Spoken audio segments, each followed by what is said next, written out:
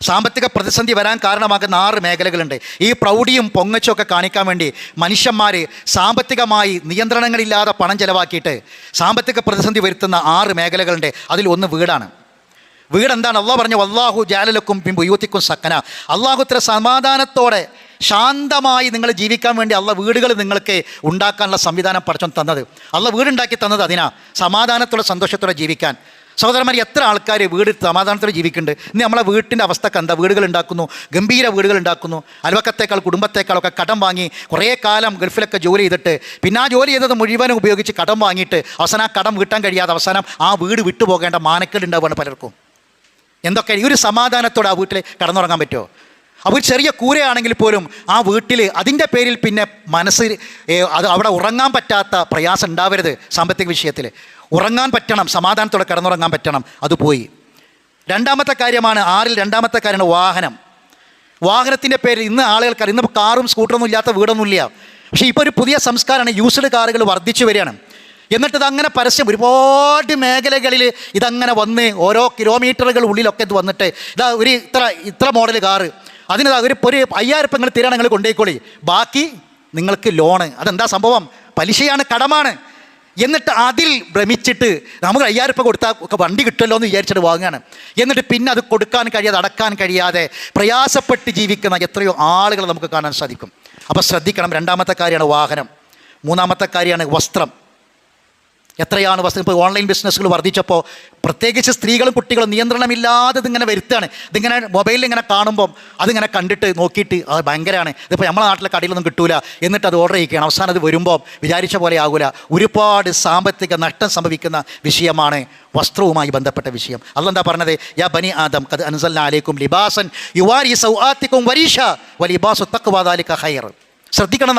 നമ്മൾ തഖ്വ ഈമാൻ നഷ്ടപ്പെടുന്നൊരു വസ്ത്രം വേണ്ട. തഖ്വ ഈമാനൊക്കെ നഷ്ടപ്പെടുന്ന അവസ്ഥയിലേക്ക് നമ്മൾ പോവുകയാണ്. പലരും അലമാറയിൽ ഇങ്ങനെ കൂട്ടി വെച്ച് വസ്ത്രങ്ങൾ അങ്ങനെ കൂമ്പാരമായി കിടക്കുന്ന അവസ്ഥകൾ കാണാൻ പാടില്ല. നാലാമത്തെ ദൂർത്ത് വരുന്ന പൊങ്ങച്ചും അറുപാടും സാമ്പത്തിക പ്രതിസന്ധികൾ ഉണ്ടാക്കുന്ന നാലാമത്തെ കാര്യം ഭക്ഷണം. വീട്ടിലുണ്ടാക്കുന്ന ഭക്ഷണമൊന്നും ഇപ്പോഴത്തെ ചെറുപ്പക്കാർക്ക് വേണ്ട, ആണുങ്ങൾക്ക് വേണ്ട. ഒരു 100 രൂപ കയ്യിൽ കിട്ടിയാൽ അതിന് എങ്ങനെയെങ്കിലും അങ്ങാടി പോവുക. ഇന്നത്തെ അവസ്ഥ കൃത്രിമമായ വർണ്ണങ്ങളും രുചികളും ഗന്ധങ്ങളും ചേർത്ത് വിഷം കലങ്ങിയ ഭക്ഷണ പദാർത്ഥങ്ങളാണ് പൊങ്ങച്ചത്തിൻ്റെ പ്രതീകമായി ഇന്ന് അവതരിപ്പിക്കുന്നത്. അതുകൊണ്ട് ആശുപത്രിക്കുള്ള ദൂരം കുറയാണ്. ഇന്നത്തെ ഭക്ഷണം എത്രയാണ്? ചെറിയ സംഖ്യ കയ്യിൽ കിട്ടിയ പിന്നെ കമ്പനി അടിച്ച് പോവുകയാണ്. അത് എവിടെയൊക്കെ എത്ര ദൂരം സഞ്ചരിക്കാൻ? അതിങ്ങനെ ബ്ലോഗർമാരിടുന്ന കുറേ കടകളുണ്ടാകും. അവരിതാ ഇന്ന സ്ഥലത്ത് ഇന്ന കട, അവിടെ നാസ്തക്ക് അവിടെ ചോറ് ഇന്ന ഭക്ഷണത്തിന് ഇന്ന പ്രത്യേകമായി പിന്നെ സീ ഫുഡ് കിട്ടുന്നത് വേറെ. അത് എത്ര കിലോമീറ്റർ ആണെങ്കിലും കമ്പനി അടിച്ച് ചെക്കന്മാർ പോവുകയാണ്. കിട്ടുന്ന കാശിന് 500 രൂപ കഷ്ടപ്പെട്ട് അധ്വാനിച്ച് കിട്ടിയാൽ പിന്നെ അത് കുടുംബത്തെ നോക്കാനും വാപ്പാനമ്മാനെ നോക്കാനും മക്കളെ നോക്കാനും എന്നല്ല, അതിന് തിന്ന് മാത്രം ജീവിക്കുന്ന ഒരു തലമുറ നമ്മളെ മുന്നിൽ വളർന്നു വരുന്നുണ്ട്. ഈ ഭക്ഷണത്തിൻ്റെ വിഷയത്തിലും ഒരുപാട് ദൂർത്ത് വരുന്ന വിഷയമാണ്. 5ാമത്തെ വിഷയമാണ് ഫാഷന് വേണ്ടി ഒരു മുടിയുടെ കാര്യത്തിൽ മാത്രങ്ങൾ നോക്കി എത്രയാണ് അത് അന്വേഷിച്ച് എവിടെയാണ് ആ രൂപത്തിൽ മുടി വെട്ടുന്നത് എന്ന് നോക്കിയിട്ട് അങ്ങോട്ട് പോവുകയാണ്. അത് ഇസ്ലാം ഹറാമാക്കി. നഹാ റസൂലുള്ളാഹി സ്വല്ലല്ലാഹി അലൈഹി വസല്ലം അൽ ഖസ, ഒരു ഭാഗത്ത് മാത്രം മുടി വെച്ച് ബാക്കിയുള്ള ഭാഗം ഇങ്ങനെ വടിച്ച് നീക്കുന്ന റസൂൽ നിരോധിച്ചിട്ടുണ്ട്. റസൂൽ ഒരു കുട്ടിയെ കണ്ടു, റസൂലുള്ളാഹി സ്വബിയൻ ഖദ് ഹുലിക ബഅദു ശൈരി റഅസി, തലയുടെ ഒരു ഭാഗത്ത് കുറച്ച് ഭാഗത്ത് മാത്രം ഇങ്ങനെ വടിച്ച് വെച്ച് ബാക്കിയുള്ള ഭാഗത്ത് മുടി വെച്ച ഒരു കുട്ടിയെ കണ്ടപ്പോൾ റസൂലുള്ളാഹി പറഞ്ഞു, ഫനഹാഹും അൻദാലിക, ഞാനിതാ ഇത് നിങ്ങൾക്ക് എൻ്റെ ഉമ്മത്തിന് വിരോധിക്കുകയാണ്, മുസ്ലിമീങ്ങൾ ഇത് ചെയ്യരുത്. വക്കാല അഹ്ലിക്ക് ഒന്നിട്ട് പറഞ്ഞു, ഒന്നുകിൽ ആ മുടി അതേപോലെ നിർത്തുക, അല്ലെങ്കിൽ പൂർണ്ണമായും വടിച്ചു കളയണം എന്ന് റസൂലുള്ളാഹി സ്വല്ലല്ലാഹി അലൈഹി വസല്ലം പഠിപ്പിച്ചു. 6ാമത്തെ വിഷയമാണ് ദൂർത്തും പൊങ്ങച്ചും കടന്നു വരുന്ന 6ാമത്തെ രംഗമാണ് മാമൂലുകൾ. മഅമൂൽ എന്ന വാക്കുന്നുണ്ടായതാ. മഅമൂൽ എന്ന് പറഞ്ഞാൽ എന്താ? മഅമൂൽ എന്ന അറബി അമില, മഅമൂൽ എന്ന് പറഞ്ഞാൽ അമില എന്ന വാക്കുന്നുണ്ടായതാണ്. ആ മഅമൂൽ എന്ന അറബി പദത്തിൽ നിന്നാണ് മാമൂൽ ഉണ്ടായത്. മഅമൂൽ എന്ന് പറഞ്ഞാൽ ആരോ ഒരാൾ ചെയ്തത്, എന്നോ ഒരാൾ ചെയ്തത്, അതാണ് മഅമൂൽ എന്ന് പറഞ്ഞാൽ. ആരോ ചെയ്തൊരു സംഗതി അത് നാട്ടു നടപ്പായിട്ട് വരിക, ആചാരമായിട്ട് വരിക, എന്നിട്ട് അതിൻ്റെ പേരിൽ ഒരുപാട് പൈസ ചിലവാക്കുക, അങ്ങനെ സാമ്പത്തിക നഷ്ടം വരിക. നിങ്ങളൊന്ന് ആലോചിച്ച്, ജനിച്ചത് മുതൽ മരിച്ചത് വരെ നമ്മുടെ നാട്ടിൽ പ്രത്യേകിച്ച് തീരദേശങ്ങളിലൊക്കെ കാണുന്നത് ഒരുപാട് മാമൂലുകളെ കൊണ്ട് ചുറ്റും മാരകമായ മാമൂലുകളാണ് നമ്മുടെ നാട്ടിൽ നടക്കുന്നത്. സാമ്പത്തിക പ്രതിസന്ധികൾ ഉണ്ടാക്കുന്ന, കുടുംബ ഭദ്രതയെ തകർത്ത് കളയുന്ന മാമൂലുകൾ ഉണ്ടാവുകയാണ്. ജനിച്ചാൽ ഒരു പെണ്ണായാൽ പിന്നെ പ്രായം തികഞ്ഞാൽ പിന്നെ ഒരു കല്യാണം തന്നെയാണ് അവിടെ. എല്ലാവരും നാട്ടുകാരെയും കുടുംബത്തൊക്കെ വിളിച്ച് ഭക്ഷണം ഉണ്ടാക്കിയിട്ട് അങ്ങനെ പിന്നെ പെണ്ണിനെ കാണാൻ വരുന്ന ആൾക്കാർ ഡ്രസ്സ് കൊണ്ടൊരു പ്രായം തേഞ്ഞാൽ ആ കുട്ടി ആ കുടുംബക്കാരെ അറിയിക്കുക, വരുന്നവരൊക്കെ ഡ്രസ്സ് കൊണ്ടുവരണം, അതുപോലെ തന്നെ പെണ്ണിന് പൊന്ന് കെട്ടണം. ഇങ്ങനെയുള്ള പരിപാടികളൊക്കെയാണ്. എല്ലാവരും വിളിച്ചിട്ട് ഒരു ഭക്ഷണ പരിപാടി. എത്ര പൈസ വേണം. ഇതൊക്കെ പലപ്പോഴും ഈ പെൺകുട്ടിക്ക് പ്രായമായാൽ സ്വകാര്യമായിട്ട് വെക്കാം, നാട്ടിൽ അറിയിക്കല്ല വേണ്ടത്. ആ പെണ്ണിന് ദീനി പഠിപ്പിച്ചു കൊടുക്കണം. പ്രായമായി ഇനി നിയന്ത്രണങ്ങളുണ്ട്, നിസ്കാരം, കുളിച്ച് എങ്ങനെ വൃത്തിയാകണം, ഇതൊക്കെ പഠിപ്പിച്ചു കൊടുക്കാൻ വേണ്ടത്. ഇതാണ് പെണ്ണിൻ്റെ ഉമ്മാര് ചെയ്യേണ്ടത്. നമ്മുടെ നാട്ടിൽ എന്താ കഥ അറിയങ്ങൾ, ഒരു പെണ്ണ് പ്രായമായാൽ ആ പ്രായമായത് അറിയിക്കുന്ന പരിപാടി നടത്താൻ പെണ്ണിൻ്റെ ഉമ്മാക്കും ഉമ്മാൻ്റെ ഉമ്മാക്കും ഭയങ്കര തിരക്ക്. അവരാണ് ഇതിനൊക്കെ കൊടി പിടിക്കുന്ന ആൾക്കാർ. അതില്ലെങ്കിൽ കുടുംബം തന്നെ തകർന്നു പോകുന്ന പെണ്ണിൻ്റെ വീട്ടുകാർക്ക് ഭയങ്കര നിർബന്ധമാണ്. അങ്ങനെ കുടുംബം തന്നെ തകർന്നു പോകുന്നൊരവസ്ഥയിലേക്ക് എത്തിയിട്ടുണ്ട്. ഇനി അത് കഴിഞ്ഞ് ആ പെൺകുട്ടി, പ്രായമായ ആ പെൺകുട്ടി വലുതെ കല്യാണം ആലോചിക്കണം, പെണ്ണ് കാണാം.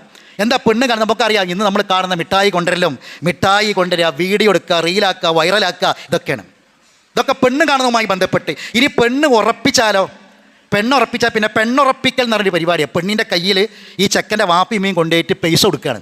പൈസ കൊടുത്തിട്ട് പെണ്ണിനെ ഉറപ്പിച്ചിടുക. ഇതൊക്കെ സാമ്പത്തികമായ ഭദ്രതയെ തകർക്കുന്ന കാര്യങ്ങളാണ്. വളരെയധികം ശ്രദ്ധിക്കേണ്ട കാര്യമാണ്. ഇനി പെണ്ണിനെ പറഞ്ഞിട്ടാൽ പിന്നെ കർക്കിടകവാവ് വന്നാൽ കർക്കിടകവാവിന് ഡ്രസ്സ് കൊണ്ടുവരുന്ന ഒരു പരിപാടിയുണ്ട്. കർക്കിടകവാവ് വന്നാൽ ഇതൊക്കെ ആര് ചെയ്തതാ? പണ്ട് ആരോ ചെയ്തത് നമ്മൾ ചെയ്യാണ്.